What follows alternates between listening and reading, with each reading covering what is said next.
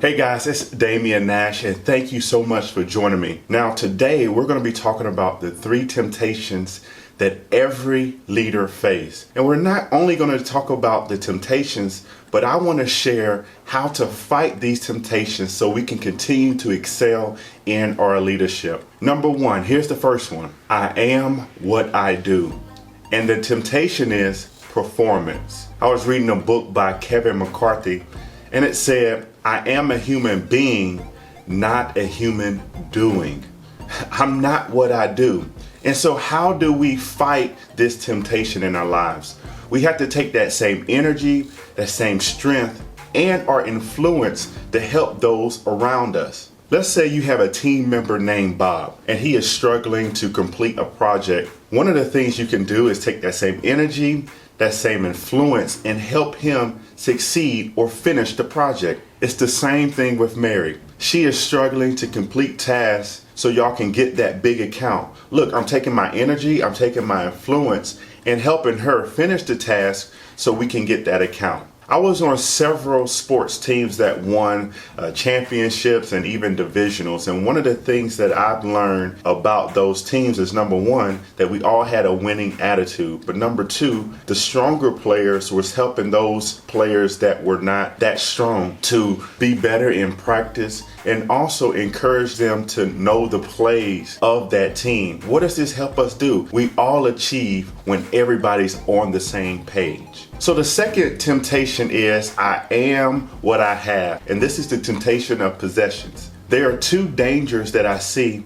in this point. Number 1 is covet. This is when I want something that is not mine. I'm coveting somebody's things, and it also can move to actually coveting a person. We lie, steal, and cheat and try to get stuff that is not ours. The second one is getting the spoils. Now, what does this mean? Back in the old times, when a king would conquer a land, he would take the spoils of that land, whether it was the livestock, money, and even the people. How does this relate to our culture today? Now, there are some of you who are just excellent in your leadership.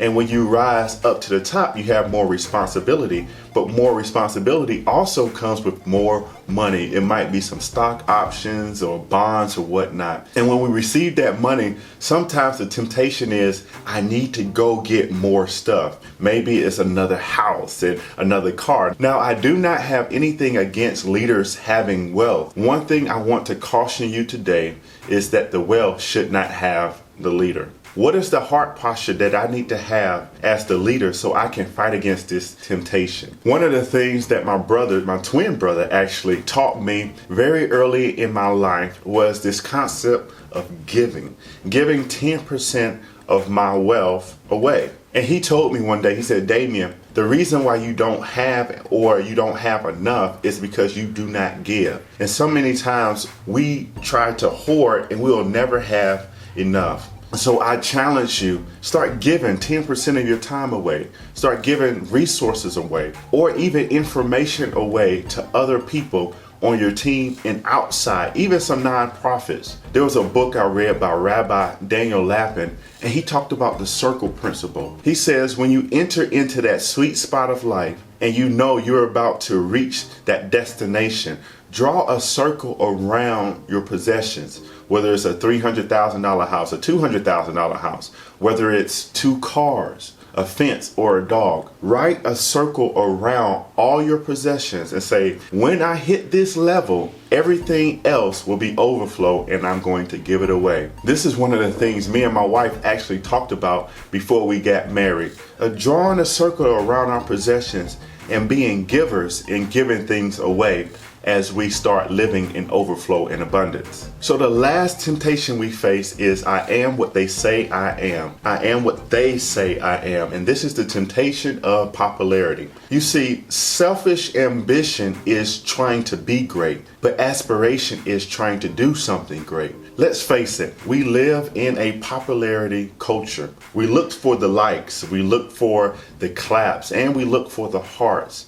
What I've learned in studying history is that there has never been a human leader who was successful of being worshiped or elevated to quickly, not one. And so there must be a better way. Now, I know that sometimes in leadership, we are elevated. We are elevated into a position. But the thing is, as a leader, we have to be cognizant of this and start creating a team of people around us to keep us humble. And sometimes that's even our spouses. We have to allow people to speak into our lives. And I know usually popularity comes when we are raised up, but this should not be our demise. So one of the things I suggest is always turn the praise onto your team. Yes, you want to be visible, but you do not want to be the center of attention all the time. This can turn to idolization. And again, this stuff will go to your head. There's a proverb that says, pride comes before the fall.